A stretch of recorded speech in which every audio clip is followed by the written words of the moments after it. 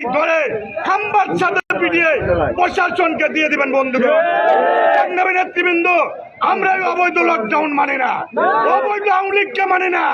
বাংলার জমিন থেকে যে আওয়ামী লীগ বিতাড়িত হয়েছে সেই আওয়ামী লীগকে আর বাংলার জমিনে দেখতে চায় না বন্ধুগণ।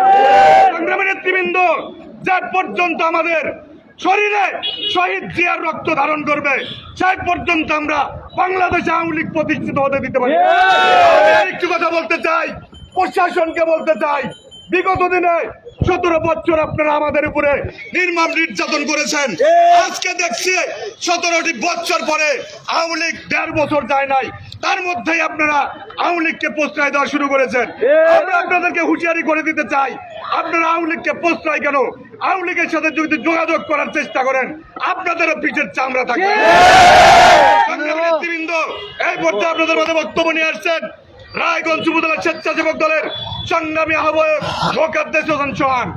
প্রিয় বন্ধুরা আমার, আজকে লকডাউনের প্রতিবাদে রায়গঞ্জ যুবদল স্বেচ্ছাসেবক ছাত্র দলের যৌথ উদ্যোগে বিক্ষোভ সমাবেশে আমি বলতে চাই, প্রিয় বন্ধুরা আমার, গুপ্ত থেকে আওয়ামী লীগ যেই লকডাউনের কর্ম